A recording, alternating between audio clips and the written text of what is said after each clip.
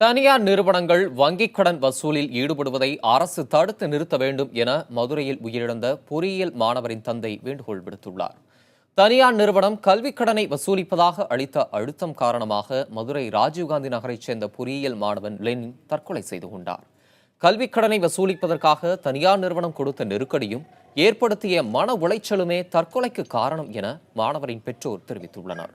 மேலும் தங்களுக்கு ஏற்பட்ட இந்த நிலை தமிழகத்தில் வேறு எந்த பெற்றோருக்கும் நிகழாத வகையில் தமிழக அரசு இதில் தலையிட்டு தனியார் நிறுவனங்களின் மீது நடவடிக்கை எடுக்க வேண்டும் என பெற்றோர் கோரிக்கை விடுத்துள்ளனர். படித்து பிரசனமெல்லாம் ஆயிட்டேன், ரொம்ப என்னால் செய்ய முடியல, நான் பிரசனமெல்லாம் ஆயிட்டேன், உங்களுக்கு செமையாயிட்டேனப்பா அப்படின்னு சொன்னேன். வருத்தப்படாத, சங்கடப்படாத அப்படின்னு சொல்லி நான் தட்டு கொடுத்து பார்த்தேன். என் மகனுக்கு நடந்த சம்பவம் அடுத்த மாணவர்களுக்கு நடந்துடக்கூடாது.